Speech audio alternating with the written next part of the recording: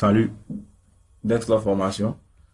Cette vidéo, nous allons apprendre une technique particulière et bien intéressante d'aide à la décision sous Excel. Nous savons tous que par excellence, la manière de prendre de bonnes décisions sous Excel, ça reste la modélisation. C'est-à-dire que vous traduisez vos procédés d'entreprise, vos schémas de production sous Excel, mais vous avez toute une palette d'indicateurs qui vous permettent de prendre de bonnes décisions. Mais quand il s'agit d'avoir des décisions précises, pas n'importe lesquelles les meilleures, Excel a une palette d'outils bien intéressants qu'il est nécessaire, sinon crucial même, de savoir. En premier plan, on a la fonction valeur cible qui permet de faire une hypothèse sur une certaine variable de décision. Et les tables d'hypothèse, elles, c'est un peu comme la valeur cible, mais me permettent de faire plusieurs hypothèses et de garder les résultats de ces hypothèses-là en vue.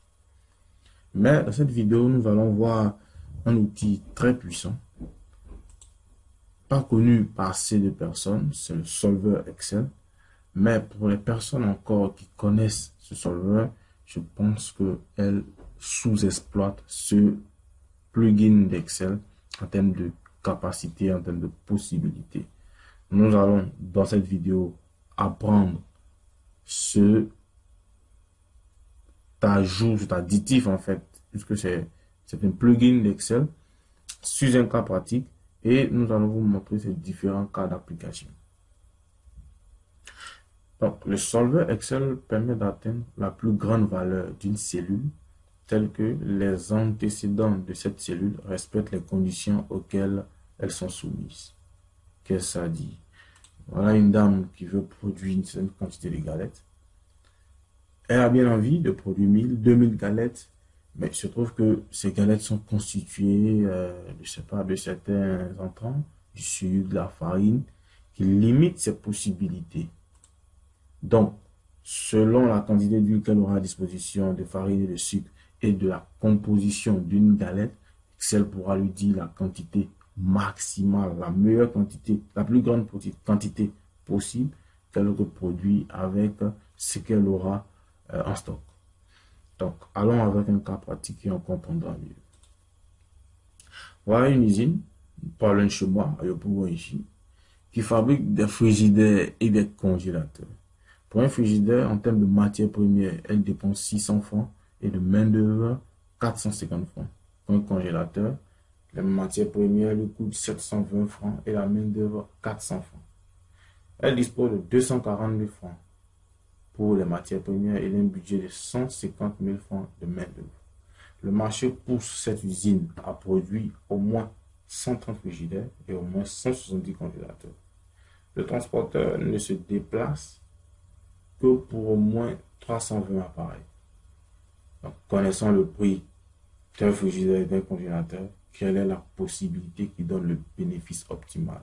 D'autres termes, quel est le nombre de frigidaires et de congélateurs à produire sur ces différentes contraintes pour avoir le meilleur bénéfice possible? Donc, avant de se jeter sur l'outil d'Excel, le solver, pour commencer à traiter, il y a tout un travail à faire en amont.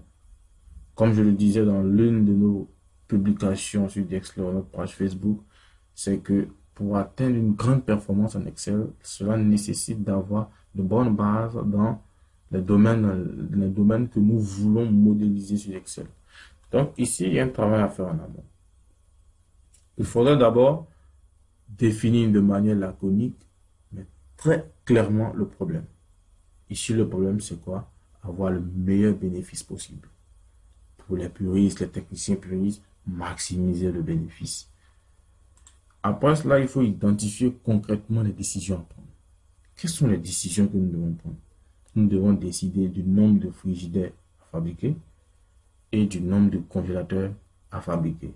On va noter F, le nombre de frigidaires, et C, le nombre de congélateurs. Quand on a fini cela, on va traduire en termes de décision notre objectif. Notre objectif, c'est de maximiser le bénéfice. Donc, en termes de décision, c'est d'avoir la plus grande valeur du bénéfice unitaire sur un frigidaire multiplié par la quantité de frigidaire plus le bénéfice unitaire sur un congélateur multiplié par la quantité de congélateur. Le bénéfice unitaire sur un frigidaire comme sur un congélateur, c'est le prix unitaire moins le coût total. Donc, quand vous faites une application numérique, nous devons maximiser 750 multiplié par le nombre de frigidaires à produire plus 1080 par le nombre de congélateurs. Oh, là, une petite erreur, c'est plutôt le deuxième F, c'est plutôt ainsi. Donc, quand on a fini cela, on doit identifier les contraintes. Et pour maximiser, on a bien envie de produire 2000 frigidaires et 3000 congélateurs. Mais qu'est-ce qui fait? Qu'est-ce qui nous empêche? Le budget. On n'a pas assez d'argent. On n'a que 240 000 francs pour tout ce qui est matière première. Donc, quand on aura fini de décider de nos nombres de frigidaires et de congélateurs, il faudrait que ce que ça nous coûtera en termes de matière première n'excède 240 000 francs. Puisque pour un frigidaire, on a 600 francs de matière première et un congélateur 700. Alors, 600 multiplié par le nombre de frigidaires F plus 700 multiplié par le nombre de congélateurs C à produit ne doit excéder 240 000 francs. Pareil pour le budget de main-d'œuvre. Et après, il y a le marché qui nous pousse à produire au moins 130 frigidaires et 170 congélateurs. Et après cela, le transporteur ne se déplace que pour 320 appareils au moins. Donc, les deux quantités mises ensemble de frigidaires et de congélateurs produits doivent dépasser 320. Quand on finit cela, on passe maintenant à une transcription de toutes ces informations déjà synthétisées en termes Excel. En Excel, qu'est-ce qu'on va faire? On va définir les cellules qui doivent recevoir nos variables de décision. C'est-à-dire B2 ici pour les quantités de frigidaires à produire et C2 pour les quantités de congélateurs à produire. Et donc, l'objectif ici, on va le traduire en une fonction Excel. Donc, 750 par B2, je vois que B2 représente ici la quantité de F à produire et C2 la quantité de congélateurs à produire. Donc, on écrit ce problème traduit en termes de décision dans une cellule Excel. Pour les contraintes, on ne traduit que le premier membre. Le premier membre ou le membre de droite, c'est toutes les expressions qui viennent avant le signe inférieur, supérieur ou inférieur ou égal. Donc, on les retranscrit ici. Budget, matière première et le transporteur. Vous voyez que chacune de ces contraintes contient au moins, soit B2 et C2 à la fois, ou bien l'un d'entre eux. Ils sont liés à nos décisions. Donc, quand on a fini cela, on est bien prêt et on peut maintenant, tout est servi pour appeler l'outil solveur d'Excel. Donc, le travail au papier fait, on transcrit cette information sur papier en une feuille Excel. Donc là, vous pouvez essayer en commentaire après cette vidéo de nous dire comment est-ce que vous arrivez sur une feuille Excel à avoir toutes vos formules affichées au même moment. C'est une bonne astuce pour pouvoir trouver certaines erreurs dans certains modèles de données. Donc, pour revenir à notre cas, quand on a fini de faire ce modèle Excel, on peut maintenant appeler le solveur d'Excel. On va revenir à nos valeurs. Donc, pour trouver le solveur Excel, c'est dans l'onglet Données. Et juste à l'extrême droite, vous avez l'icône du solveur. Si vous ne l'avez pas, c'est que vous ne travaillez pas avec, que vous ne l'avez pas encore activé. Donc, vous allez dans Fichier, Options, Complément. Et dans Complément, vous sélectionnez Complément Excel, Atteindre. Vous cochez Complément Solveur. OK. Donc, moi, je l'ai déjà. On va lancer le solveur Excel. Donc, il y aura une fenêtre qui s'affichera et nous demandera des informations pour pouvoir nous fournir les meilleurs résultats comme on les cherche. Donc, je vais supprimer le travail que j'avais déjà fait rapidement. Voilà, donc on aurait pu faire établir tout pour supprimer tout d'un coup. Donc, objectif à définir. Quelle est la valeur, la cellule dont on veut la valeur maximale. C'est bien sûr notre objectif. On revient à la fenêtre. Et avec cet objectif, qu'est-ce qu'on veut faire? On veut maximiser, minimiser ou trouver une valeur précise. Nous, on veut maximiser. Quelles sont les cellules variables? C'est-à-dire nos variables, nos cellules de décision. On a la cellule F2, on met un point virgule où on peut sélectionner les deux. Et on prend ces deux. OK. Donc, les contraintes. Je vous avais demandé d'écrire simplement sur le tableau Excel que les membres de gauche. Donc, là, nous venons dans notre problème. Qu'est-ce que nous faisons? Nous faisons ajouter. On va ajouter une première contrainte. Donc, le budget de matière première, lui, ne doit excéder que 240 000 francs. Donc, ici, le membre de gauche, qui est la cellule, là, le signe de le rapport entre le membre de gauche et le membre de droite, et puis ici, le maximum ou le minimum. On fait ajouter. On prend la deuxième contrainte. Le budget en main d'œuvre ne doit excéder 150 000. On ajoute. F. La quantité de frigidaire ne doit dépasser, donc supérieur ou égal, c'est moi me rappeler, ne doit dépasser 130 unités. Donc on revient à notre problème. Voilà, on revient à notre problème. On revient à notre problème.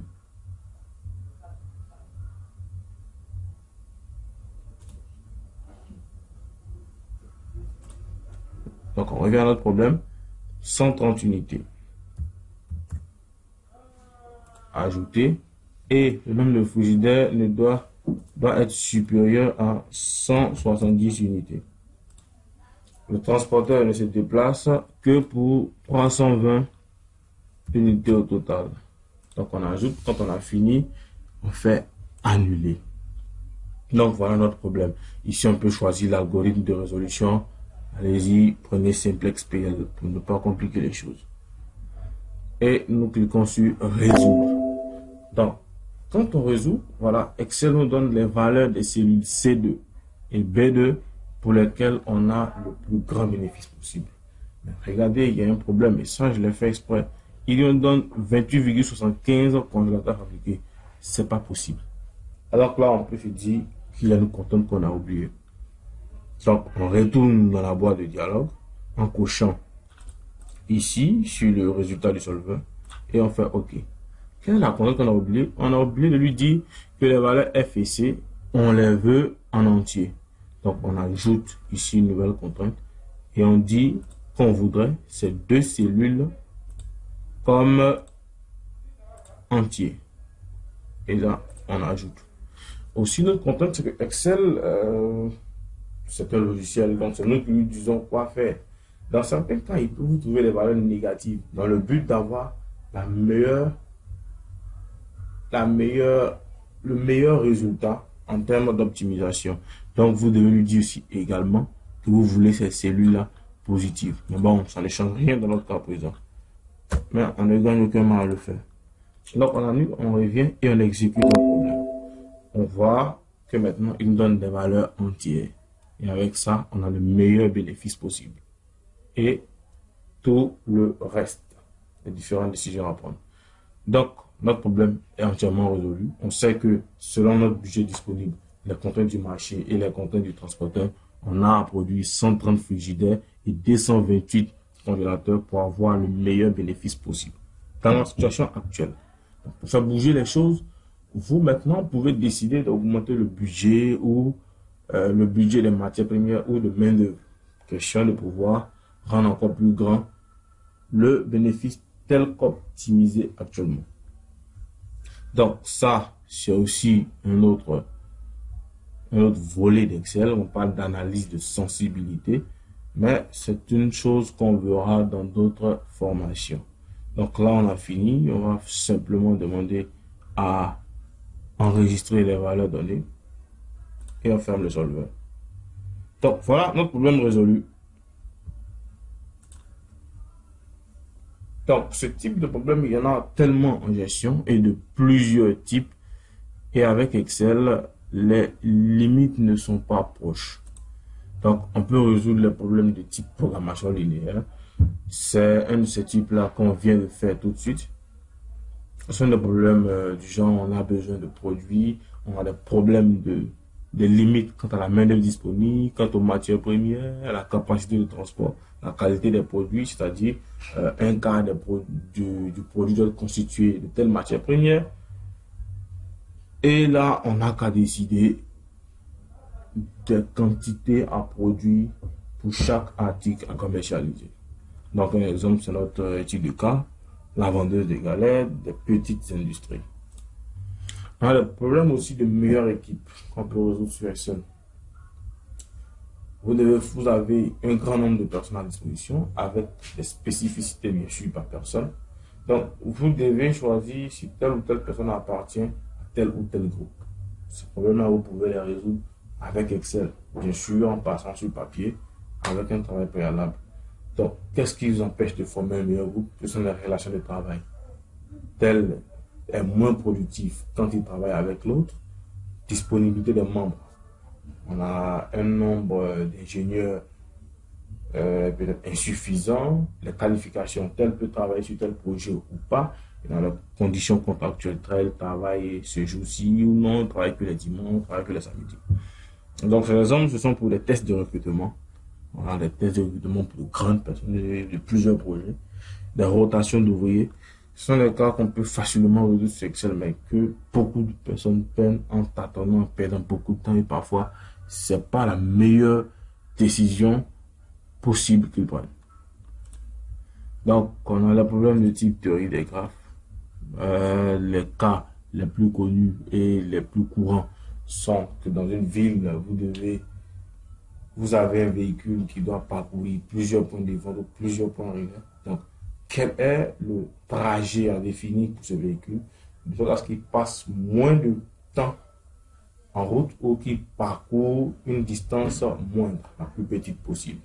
Donc, ce sont les distributions des points relais d'une ville, le voyage d'un point A à un point B et le plus court chemin. Donc, ce sont des problèmes intéressants.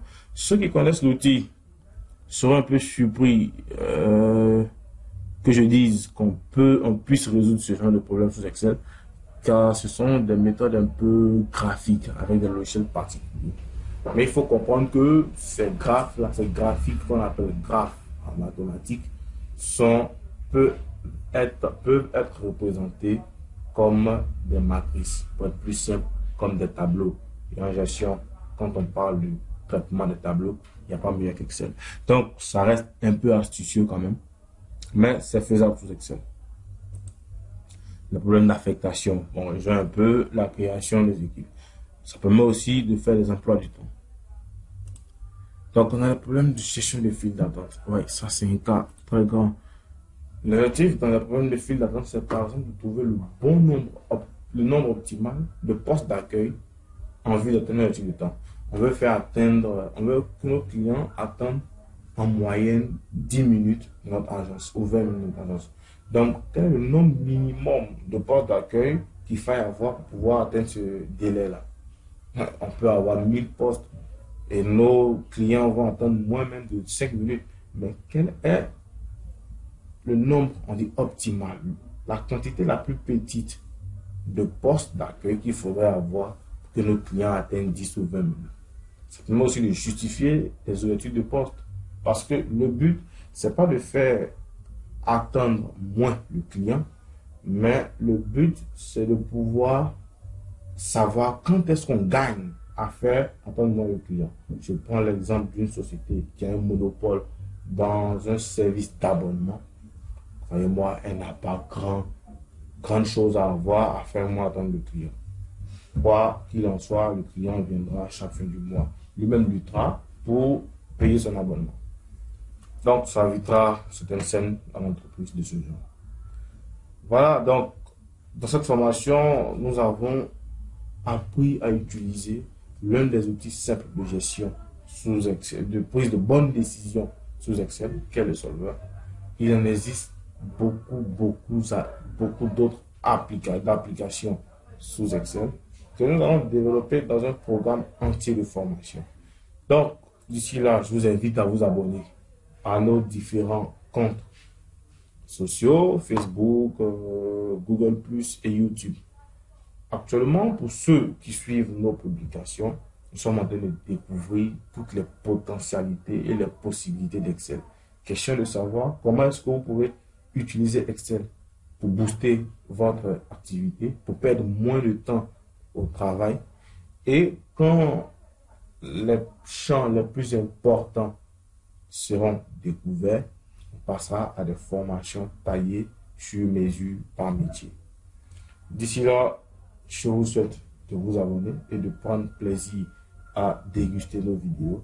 N'oubliez pas de nous laisser en commentaire vos impressions, mais aussi de nous dire comment est-ce que vous arrivez sur une feuille Excel à avoir toutes vos fonctions affichées.